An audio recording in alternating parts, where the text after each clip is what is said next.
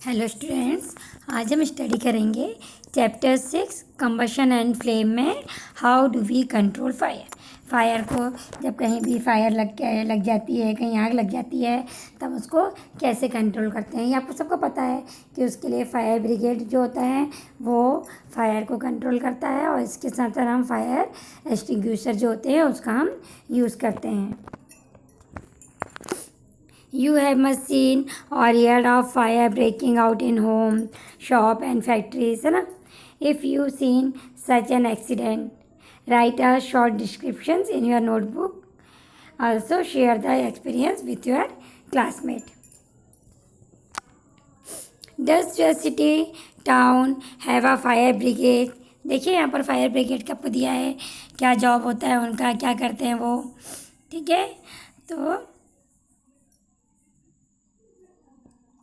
does your city town have a fire brigade station? When a fire brigade arrive, that does it do? जब fire brigade आता है तो क्या करता है? It pure water on the fire, है ना। आपने देखा होगा कि वो क्या करता है, फायर के ऊपर पानी को डालता है।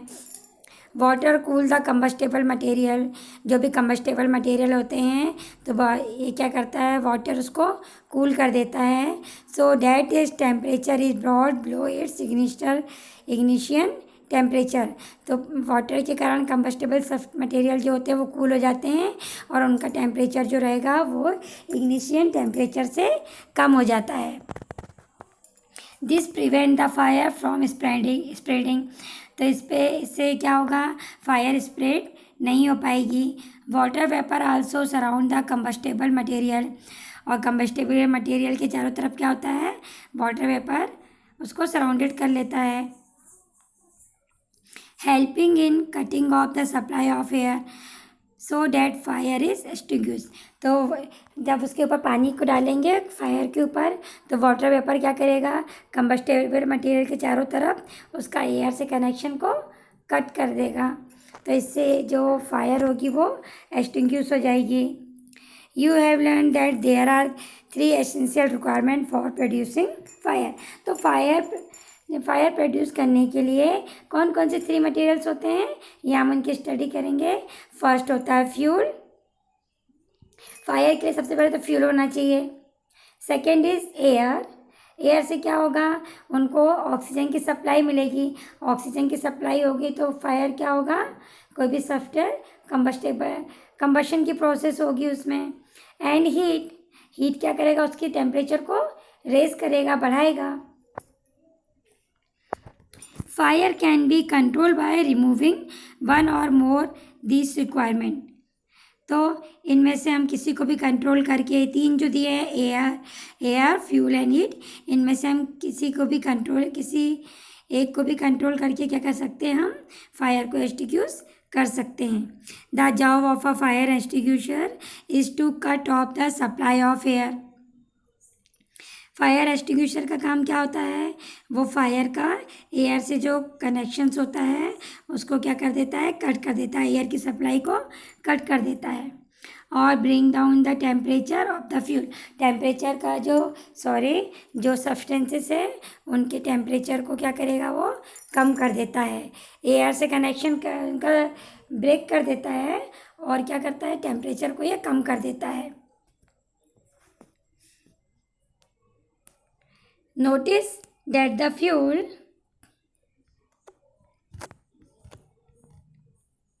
in most cases cannot be eliminated. If, for instance, a building catches fire, the whole building is the fuel. अब हम स्टडी करेंगे type of combustion. Bring a burning matchstick or a gas lighter near a gas stove in the kitchen. Turn on the knob of the gas stove. What do you observe? है ना। अगर हम क्या करेंगे, burning match stick को या फिर gas lighter को हम गैस स्टोव के पास में लेके जाएंगे, और नॉब को हम क्या कर देंगे, ऑन कर देंगे, तो क्या होगा, we find that the gas burn rapidly. तो जल्दी से क्या हो जाएगा, गैस जलने लगेगा। प्रोड्यूस हीट एंड लाइट, और क्या प्रोड्यूस होगा, हीट एंड लाइट प्रोड्यूस होगी। सच combustion is known as rapid combustion. ऐसे कंबशन को हम क्या बोलेंगे, रैपिड कंबशन, जिसमें हीट और लाइट प्रोड्यूस हो और जल्दी से जो फायर है वो कैच कर ले। There are substance like phosphorus which burn in air at room temperature. जो फास्फोरस होता है, फास्फोरस एक एलिमेंट होता है, ये क्या करता है, रूम टेम्परेचर पर भी ये फायर को कैच कर लेता है। फायर में ये एयर में जल जाता है, ठीक है। The type of combustion in which a material suddenly burst into flame without the applications of any apparent cause is called spontaneous combustion। जब कोई मटेरियल अपने आप सडनली जल्दी से क्या हो जाए, उनमें कंबशन की प्रोसेस हो जाए और बर्स्ट हो, फ्लेम के साथ बर्स्ट हो, तो उसको क्या बोलेंगे हम, स्पॉन्टेनियस कंबशन। जो सडनली हो, एकदम से हो।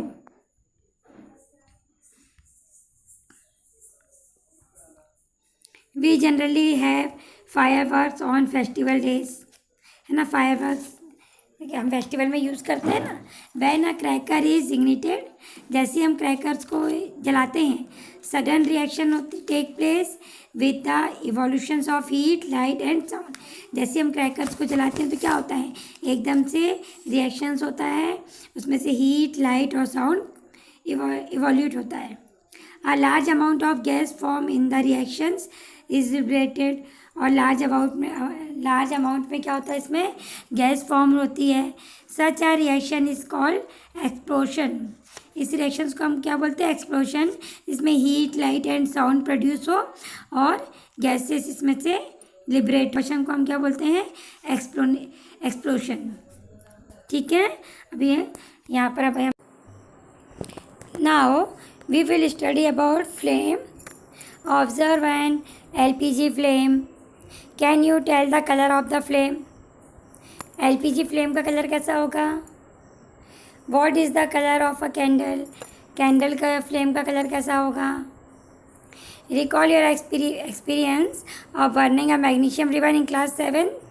If you do not have experience of burning the remaining items in table 6.2, you can do that now. 7th class में आपने मैग्नीशियम रिबन को जला के देखा था, ठीक है। अभी कुछ सब्सटेंसेस आपको दिए हैं यहाँ पर, और उनको आप यहाँ पर देखेंगे कि जो मटेरियल्स हैं उनमें फ्लेम फॉर्म होती है या नहीं होती है। मटेरियल्स हैं candle, magnesium, camphor, kerosene stove and charcoal.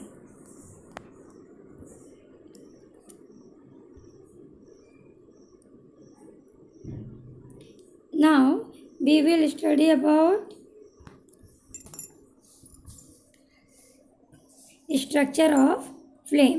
इसके लिए एक एक्टिविटी देखेंगे। लाइट अ कैंडल, एक मैच स्टिक आपको क्या करना है, जलाना है। Hold a 4 to 5 centimetre long thin glass tube with a pair of tong. आपको टोंग के पेयर से क्या करना है, ये 4 to 5 सेंटीमीटर का ग्लास ट्यूब लेना है। It's and introduce it one end in the dark zone of a non-flickering candle flame. Bring a lighted matchstick near the other end of the glass tube. इसमें आपको क्या करना है, activity में देखिए, एक एंड को आपको कैंडल फ्लेम के डार्क जोन में के पास लेके जाना है, और दूसरे एंड में आपको क्या करना है, जलती हुई मैच स्टिक आपको उसके पास में लेकर आना है। Do you see a flame caught at this end of the glass tube after a while? If so, what is it that produces a flame?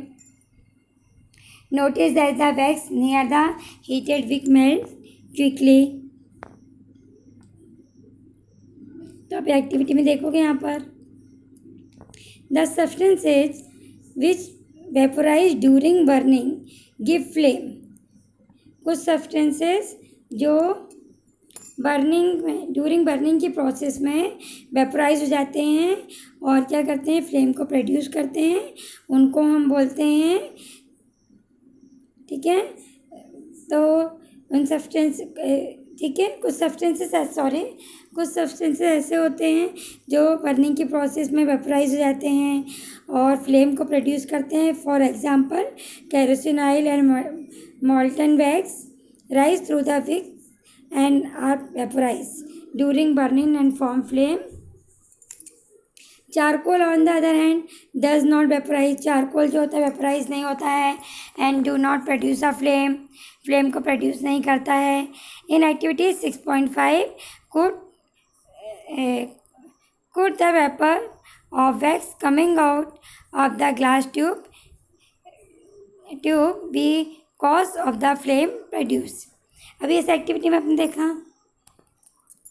कि जो ग्लास ट्यूब थी, ठीक है, उसमें जो वैक्स थी वो वेपराइज हो गई क्या, और फ्लेम को वो वेपराइज होके क्या करेगी, फ्लेम को प्रोड्यूस करेगी।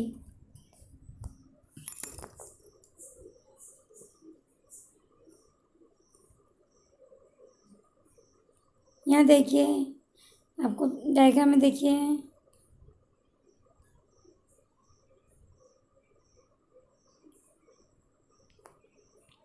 when the candle flame is steady introduce a clean glass plate। यहाँ पर देखो क्लीन ग्लास प्लेट में हमने कैंडल फ्लेम के ऊपर एक क्लीन ग्लास स्लाइड रखी है या हमने फ्रेम रखा है, ठीक है। फिर and into the luminous zone of the flame hold it there with a pair of tongs for about 10 seconds then remove it। what do you observe। अब देखोगे क्या होता है, अगर हम कैंडल के ऊपर हम स्लाइड्स को रख दें या ग्लास प्लेट को रख दें तो क्या होता है, वहाँ पर उसका जो स्मोक है वो वहाँ पर जाके डिपॉजिट हो जाता है।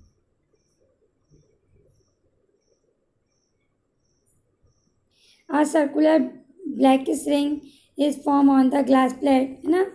It indicates the depositions of unburned carbon particles present in the luminous zone of the flame।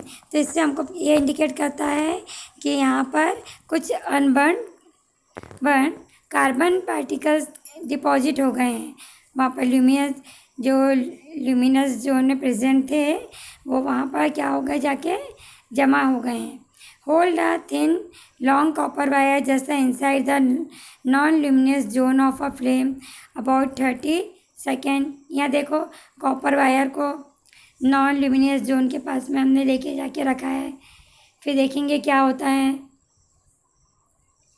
Notice that the portion of copper wire just outside the flame get red hot. Does it indicate that the non-luminous zone of flame has a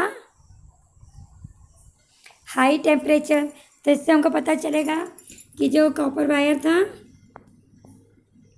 यहाँ पर क्या हो गया, वो red colour का हो गया।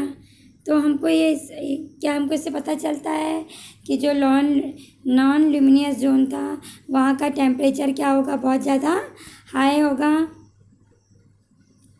In fact this part of flame is the hottest part. ये जो जोन था या जो पार्ट था फ्लेम का, ये कैसा था, हॉटेस्ट पार्ट है। फ्लेम में देखिए outer zone of complete combustion, जो फ्लेम में आउटर जोन होता है वहाँ पर कंप्लीट कंबशन होता है, ब्लू कलर की फ्लेम दिखाई देती है, ये हॉटेस्ट पार्ट होता है। फिर मिडिल जोन जो होता है यहाँ पर पार्शियल कंबशन होता है, थोड़ा ही कंबशन होता है। यहाँ पर वो जोन है हमको येलो कलर का दिखाई देता है, मॉडरेटली हॉट होता है ये।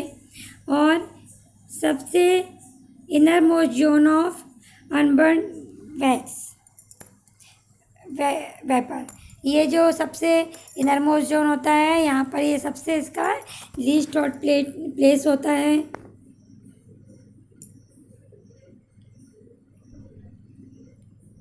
Goldsmith blow the outermost zone of a flame with a metallic blowpipe for melting gold and silver। They use the outermost zone of the flame। Gold Smith जो है वो फ्लेम का आउटर मोस्ट जोन को use करता है metal को melt करने में।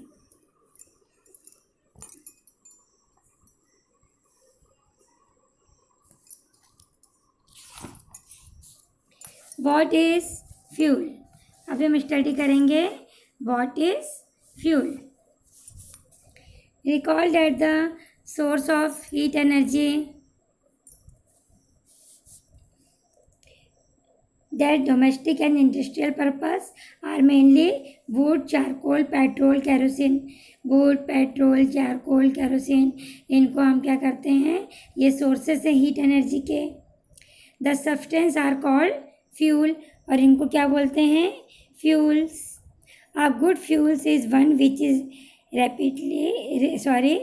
Rarely available, it is cheap, it burns easily in air at the moderate rate, it produces a large amount of heat, it does not leave behind any undesirable substances.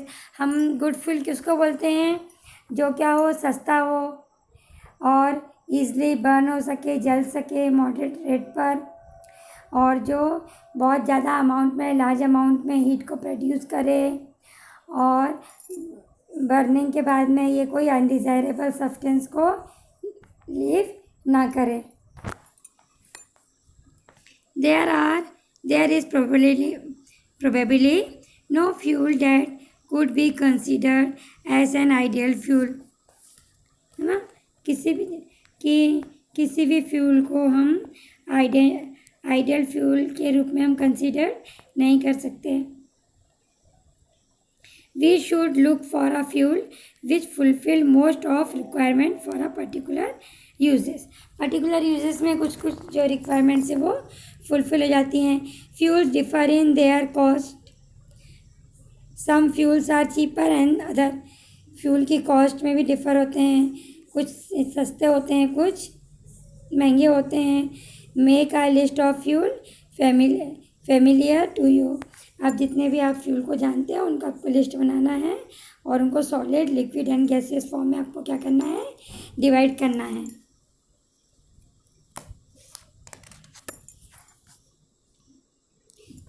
Fuel efficiency, suppose you were asked to boil a given quantity of water using cow dung, coal and LPG as fuel. Which fuel would you prefer? अगर आपको बोला जाए कि पानी के कुछ quantity दे दी जाए water की, और आपको बोला जाए कि बॉईल करिए, तो आप काऊ डंग, कोल और एलपीजी में से किसको प्रेफर करेंगे? Give your reason. You may take the help of your parent. Do these three fuels produce the same amount of heat. ये तीनों फ्यूल क्या सेम अमाउंट में हीट को प्रोड्यूस करते हैं? The amount of heat energy produced on complete combustion of 1 kg of a fuel is called calorific value. 1 kg fuel complete combustion में जितनी भी हीट एनर्जी को प्रोड्यूस करता है उसको हम क्या बोलते हैं, उसकी calorific value. The calorific value of a fuel is express in a unit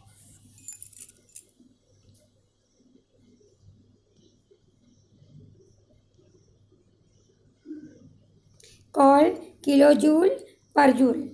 Calorific value of some fuel are given. अब जो इसकी जो यूनिट होती है फ्यूल की एफिशिएंसी की, उसको कैलोरीफिक वैल्यू की जो यूनिट होती है उसको हम क्या बोलते हैं, किलो जूल पर केजी। यहाँ पर आपको कुछ फ्यूल दिए हैं और उनकी कैलोरीफिक वैल्यूज आपको दी हुई है। Burning of fuel lead to harmful product.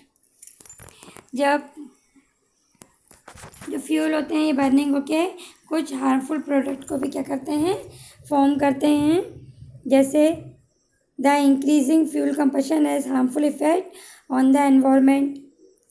First, carbon fuels like coal, petroleum, wood release unburnt carbon. तो जो कार्बन फ्यूल होते हैं जैसे कि वुड, कोल, ये क्या करते हैं, अनबर्न कार्बन को, जो कार्बन जला ना हो उसको क्या करते हैं, रिलीज़ करते हैं, उसके पार्टिकल्स को। These fine particles are dangerous pollutant causing respiratory disease such as asthma. और ये रेस्पिरेटरी डिसीज़ के क्या हो जाते हैं, कॉजिंग हो जाते हैं, रीजन्स कारण बन जाते हैं उनकी डिसीज़ के, अस्थमा वगैरह के. Incomplete combustion of this fuel given carbon monoxide. और इनकम्प्लीट कंबशन होता है तो कार्बन मोनोऑक्साइड गैस को प्रोड्यूस करते हैं. It is very poisonous gas. Carbon monoxide जो होती है वो बहुत पॉइजनस होती है.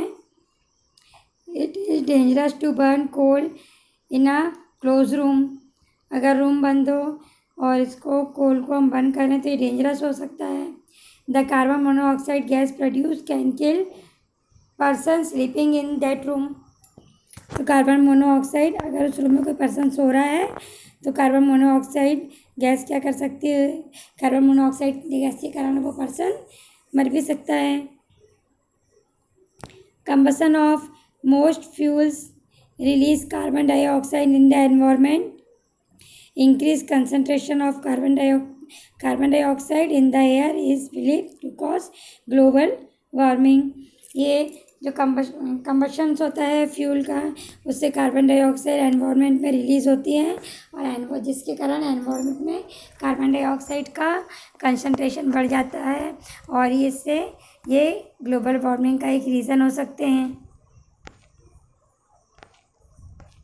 Burning of coal and diesel release sulphur dioxide gas. Coal and diesel जो बर्न होके क्या बनाते हैं, सल्फर डाइऑक्साइड गैस को रिलीज़ करते हैं. It is an extremely suffocating and corrosive gas. इसे सफोकेशन होता है और कोरोजन होता है. Moreover petrol engine give off gaseous oxide of nitrogen. Petrol engine जो होते हैं वो नाइट्रोजन, ठीक है, गैसियस ऑक्साइड, नाइट्रोजन के गैसियस ऑक्साइड को क्या करते हैं, रिलीज़ करते हैं. Oxide of sulphur and nitrogen dissolve in rain water and form acid. Such rain is called acid rain. ये सल्फर और नाइट्रोजन के ऑक्साइड क्या होंगे, जब रेनी सीजन में रेन वाटर में ये डिज़ोल्व हो जाएंगे और एसिड रेन को फॉर्म करेंगे. It is very harmful for crop building and soil. You have already learned about it in class 7. The use of diesel and petrol as fuel in automobiles is being replaced by CNG. अब diesel और petrol automobiles में diesel और petrol को हम replace कर सकते हैं CNG से, because CNG produce the harmful product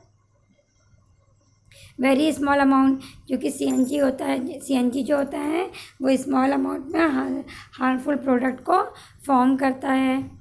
CNG is cleaner fuel. CNG जो होता है वो क्लीनर फ्यूल होता है.